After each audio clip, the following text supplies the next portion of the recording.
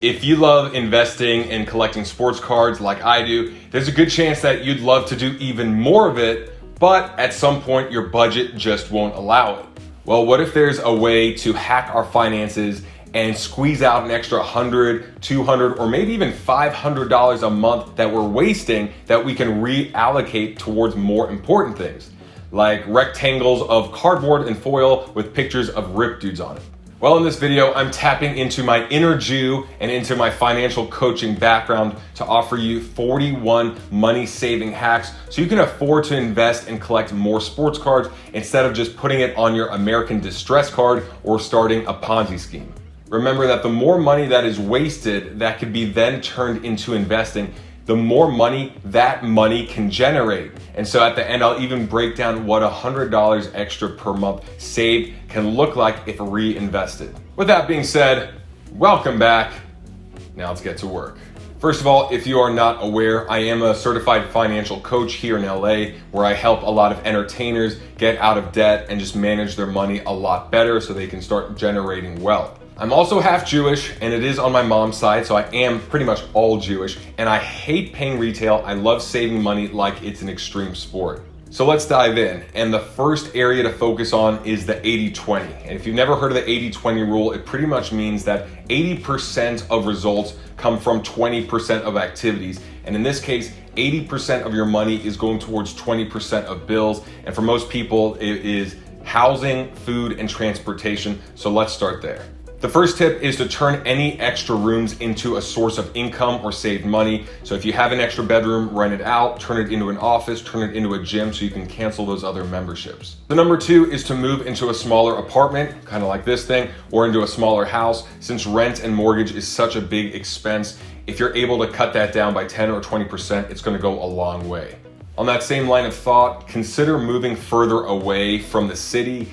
With a lot of remote work going on and that becoming more and more popular, commuting will be a lot easier because there'll be less traffic on the road. Plus, if you could work from home further out and save a couple $100 on your rent or mortgage, then you could definitely put that towards cards.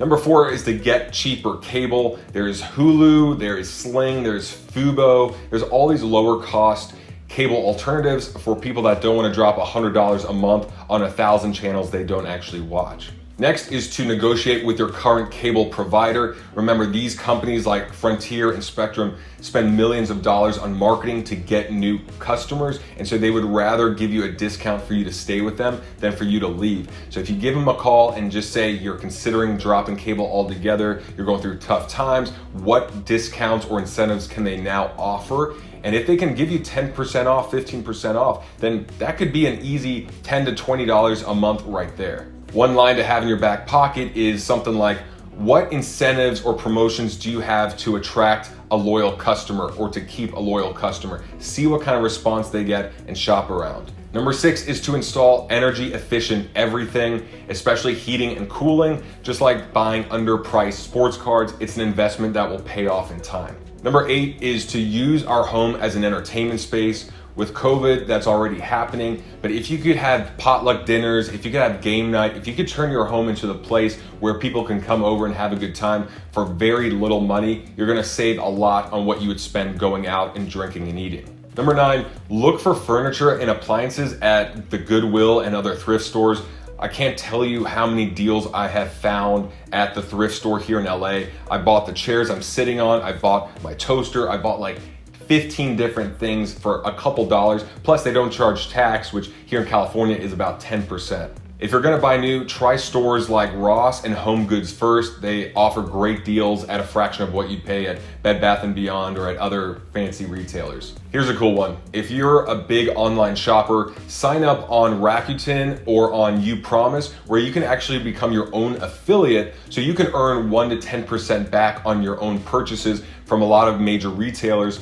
The one caveat is to not go overboard buying more stuff than you need because you can justify it because you're getting 3% back. Every time that you buy something online, look at the checkout page and see if there's a place to enter a promo code. If there is, just open a separate tab on your computer, enter that website's name and promo code, and then see if there's any 10% off, 20% off promo codes. That has saved me thousands of dollars over the years. And just like buying produce seasonally, there are also deals around the year for certain appliances and electronics. Number 14 is to sell extra crap, your old phones, your clothes, whatever is of value, sell it. As for clothes, I love buying from consignment shops. Here in LA, it's very easy to find good, gently used clothes. If you live in a smaller city or town, still check out Ross, TJ Maxx, Marshalls. They have phenomenal deals there. And the really cool thing about consignment shops is that you could then resell the clothes back to them. In fact, I remember buying a $150 pair of Rag & Bone jeans for 40 bucks years ago, and then reselling it to them for $20 in store credit. So for 3 years, I had this pair of jeans and it was like a $20 rental, and then I was able to get that store credit of 20 bucks and roll it over into something else. Also, another point with clothes is quality over quantity and fit over brand name. I would rather have a $150 suit that fits me perfectly than a $1,000 suit that's a size too big. I've also learned to not spend a lot of money on delicate clothes or light colored clothes. I actually got this for free.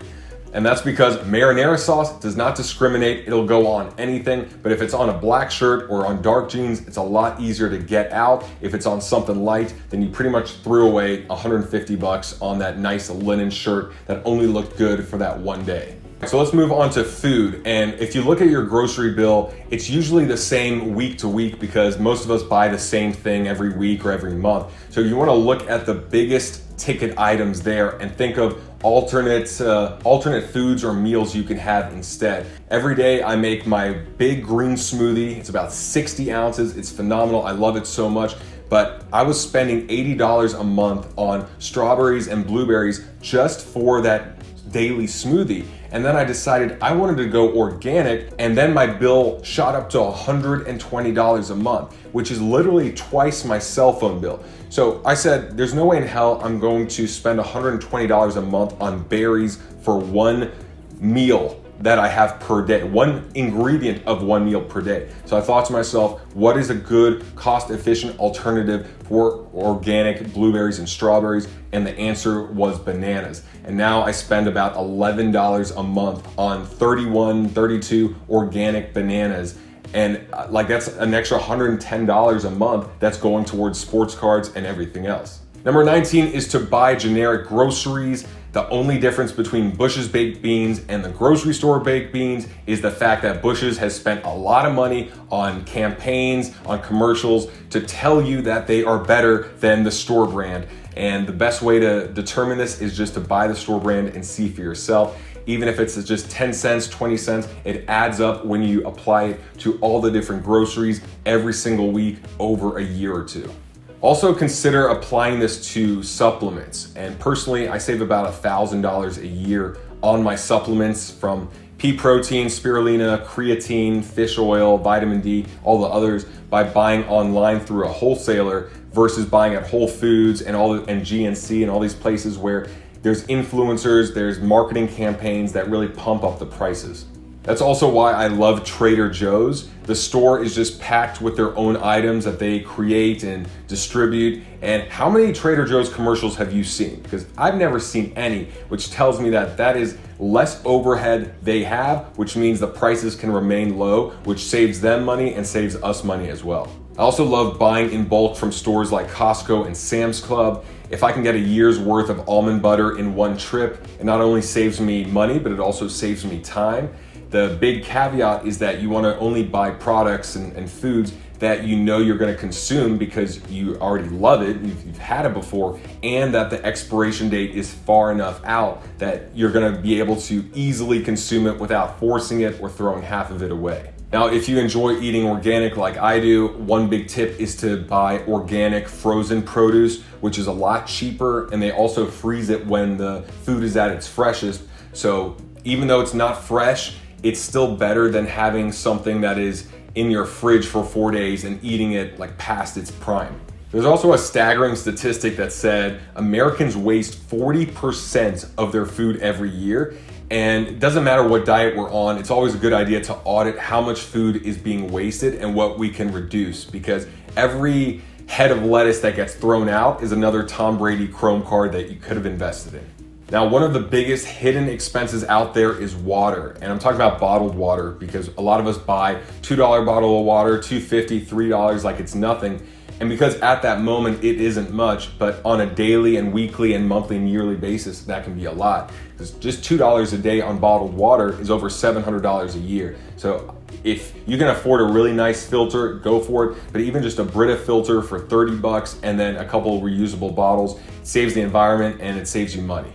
Also, if you're on a road trip or you're out somewhere and you're gonna get bottled water, why not just opt for the gallon for 89 cents or $1 versus the little bottle of water that costs 3 times as much? That just doesn't make sense to me. Another really big hidden expense is coffee, and I love coffee. I drink it every day. I got my coffee right here. And it's one of those expenses where people pay $5 or $6 a day for a latte, which really adds up. And for me, because I intermittent fast, it really helps. So I only have black coffee. I'll either make it at home or I'll go to Starbucks and order black coffee, which obviously is one of the cheapest options possible. But if you do love Starbucks, sign up for their rewards program, because now it's just an app on the phone and I scan it every time so I can get free coffee from time to time. But another little hack is that it's either 50 cents or free refills on coffee and tea, and that includes iced coffee. And so every time I go in there, I'll always get a refill on the way out and either drink it later or save it for the next day. Number 27 is to save money on eating out by bringing your own food. And look, I love eating healthy, I love sticking to my regimen, and I hate spending $25 on a small meal. So I love my smoothies, and my best investment personally has been this thermos. I got this for about 30 bucks 8 years ago, and I've been putting in my smoothie in there for 8 years, but it also holds oatmeal. I remember cooking pasta and throwing it in there as well, soup, hot coffee, everything. And so if you can invest in a thermos and just be able to travel with something that keeps your food ice cold or super hot, whichever you prefer, it's gonna save you hundreds, if not thousands of dollars. As great as my thermos is, I am in love with my Hot Logic Mini, and this is a really cool little travel device I found a few years ago, where it's essentially like a hot plate that slow cooks whatever food is in there, and there's no settings, you just plug it in. So a lot of times it'll be Chipotle I'll put in there, or oatmeal, or some sort of food, like even eggs. It would make a frittata, and I would drive from LA to Vegas, throw the food in there and just let it heat up. And I bought a car adapter so my car could actually heat up the food, and it has saved me thousands of dollars right there. Plus I get to control the food I eat, so I can eat organic versus eating like really crappy, McDonald's food. Can you pound the like button, please? Moving on to transportation, I just gotta say this, I flat out hate cars. I think in most cases, they are the biggest money pit for Americans. It's literally this giant fancy box that gets you to that job you hate, that costs you so much money that you have to hold on to that job you hate. And now there's 7-year and 8-year auto loans, repairs are through the roof. The technology is so fancy that even a truck costs $70,000. The point is that it just keeps a lot of people from getting ahead. And look, unless you're buying a vehicle that you could then use as an Uber and generate money, every day you drive it, it's just gonna go down in value, and it's just gonna cost you more money in future repairs and all that kind of stuff. One of my favorite investments of all time is my hybrid bicycle. I bought several of them over the last few years, and when I moved to LA the first time in 2015, I only had a bicycle for 3 months, and I would save so much money on parking, on gas, on wear and tear of a car. And a bicycle, it's literally exercise, it's sun, it's fun, because that's probably what you did as a kid, and it's a great way just to get around and get that blood flowing and enjoy life. Now, after a few months of only having a bicycle, I decided to invest in a Vespa. So a motorcycle or a scooter can be a great alternative to a car. So for 2 years, I literally just had a bicycle and a Vespa, and the Vespa was $2,500 total. I may have put in $250 on maintenance in 2 years. I never paid parking. Insurance was $16 a month, and gas was about $15 a month because it got 50 miles to the gallon. So if you can get around all those high costs of a car and just to Uber and Lyft from time to time when you need to get somewhere, then might as well do it. Now, if you need a car like most people do, and like I have now, there are a few fundamental ways to get a great deal. And one of the biggest ways is to buy a car in the sweet spot. In that same video, I also discussed that time of the week, time of the month, and time of the year matter because there are bonuses for salesmen. So if they're getting close to their quota at the end of a quarter and they know that there's a really big bonus if they hit it, they might give you a better deal just to get that tally mark so they can get that $10,000 bonus versus really trying to get every dollar out of you on that one little sale. Number 33 is to not buy extended warranties. They are primarily just a ripoff and a way for a dealership to make money. If you're buying a car that is not very reliable to the point where you think you want to get an extended warranty, then you probably should just buy another car, because the idea of paying $1,500 for a repair for something that you already paid for to work in the first place is a really shitty feeling. Now, the longer you have a car, the more financial sense it makes, which means that leasing rarely ever makes sense. And that's because that's the way it should be. You're paying a premium for always being able to have something new. Now, if you're already stuck in your car for a while, maintenance and insurance are perhaps the only variables you can touch without selling the car. And maintenance, I don't know a thing about, but I know that insurance is definitely negotiable. So I would call up, I would ask for good driver discounts, specific discounts if you're under a certain amount of driving or if you're over a certain age, because there are a lot of insurance companies that are competing for your business. And if you're a good driver, you have a lot of leverage. If you're a bad driver, then maybe you just shouldn't even have a car. Another point worth mentioning is that if you form an LLC and you actually have a business, then you open yourself up to a lot of write-offs. I'm not a CPA, I don't know all the tax codes, but I know that even as a model, I would be able to write off my car, maintenance, registration, as well as mileage, going to castings and going to jobs. So even in sports cards, if you have a business formed here, you might be able to write off all the times you go to card shops or do business related activities. So just something to think about. Moving on to some of the smaller stuff, I would say that cell phone bills are one of the biggest expenses we have that we really have a lot of leverage over, because there are a handful of major carriers that are really battling to the death for our business. So whoever you're with right now, it's worth calling them up and asking for discounts. But I was with AT&T last year and I ended up switching to T-Mobile because they had a deal that if you switch, you get a free iPhone 11 and you can match your discounts you're getting elsewhere with them. And so now I pay $55 a month with T-Mobile and I got a free iPhone 11. All I had to do was trade in my old iPhone, in which case I had a 10, but I went out and bought an iPhone 6 for like $130 to give them that. So now I have my 10 from AT&T and the brand new 11 for free. But they want your business. They know it's recurring revenue for them. Once they have your business, they want to hold on to it because it's just easy money at that point. So that's why you can really negotiate.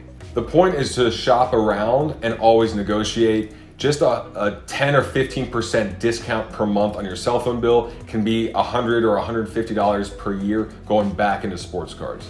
Along those same lines, you always want to fight overdraft fees and any sort of bank fees. Just like the cell phone carriers, all the banks are trying to compete for your business. They make a fortune. So if you can call up and if you're a good customer, you're loyal, you pay your credit cards, you just do everything right, you have a nice balance, say you want it waived. And financial coach and guru Ramit Sethi has a really great article on how to go through that conversation with the bank in a very firm but pleasant way in which they'll want to waive the fee so that they can keep your business. But don't accept any of those fees. Fight everything. Also, if you don't pay your credit cards off in full every month, which I definitely recommend, then call up and see if you can get your rate lowered. There's no harm in trying. The first priority would be to pay it off every month, but if you're giving away 3% or 4%, that just a conversation would get that money back in your pocket, you might as well do it. Also remember that every conversation you have where you're trying to negotiate a better rate on your insurance or your cell phone or a new car, this is great practice that you can apply to sports cars. Negotiation is going to help you in life no matter what you do, but it's really going to put a lot of money back in your pocket that you might not even realize is being wasted. Next thing is to take a look at some of your biggest vices, and that includes drinking and smoking. Look, cigarettes cost a lot of money and it's disastrous to your health.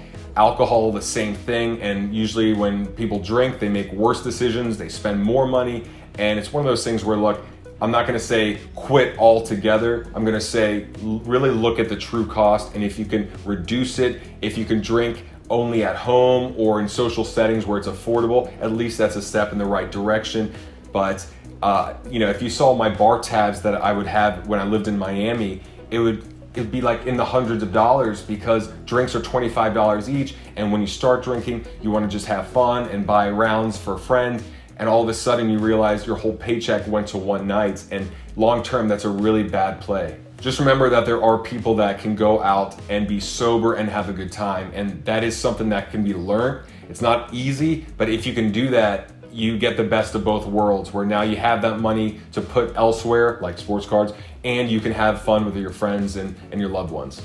Number 41 is to audit your memberships. This is the age of a death by 1,000 paper cuts, and that's why you see every app, every website, every program charging $4.99 a month, $6.99, $12.99 a month, an amount that is very easy to sign up for and really easy to forget. But when you have 8 of them and 10 and 20 of them, then all of a sudden that's $200, $250 a month going towards memberships, and you don't even use half of them. So what I recommend is taking an afternoon, looking through all of your credit card statements and debit card statements, looking for all these $4.99 and $6.99 numbers of all these memberships, and cancel everything that you're not using on a consistent basis. If you're unsure, cancel it, because I'm sure they will love to have your business back and they'll easily accept your $6 a month back in the future. You just want to realize what's worth having and what's worth cutting out. If you want to be more intentional with your finances, like a Tom Brady run offense, then you always want to adopt an opportunity cost mindset. Whenever you buy something, whether it's an investment or a liability, you always want to ask yourself, what am I giving up by making this purchase, by making this decision? Now, after going through all of those tips, if you can only save $100 a month from all of that, that's still $1,200 a year. But if you took that $1,200 a year and reinvested it, it can grow exponentially. If you rolled that $100 a month saving into sports cards and you're making a 50% return, then over the next 5 years, that's an extra $25,000 in your pocket, coming from only $6,000 that you're putting in. The rest of it is compound interest. Now keep in mind that the 50% return is based on investing in sports cards and actually being able to make 50% profit. At 100% yearly return, we're talking about over $140,000 over 5 years, but that's not really a realistic number. And the point was just to prove to you how much exponential growth can come from compounded interest when you could save money and reinvest. Now, if you'd like to learn more about how you can save money in your day-to-day life, I do have a free PDF for you that I give to clients that start working with me here in LA. I'll give it to you for free. Just check the video description for the link. And if you want to start investing based on some of the principles you've heard here today, Dave Ramsey is one guy I highly recommend. And I even did a video going over how he would invest in sports cards based on his philosophies. You can check that video out right up here. Hopefully I got that side right, and I'll see you over there.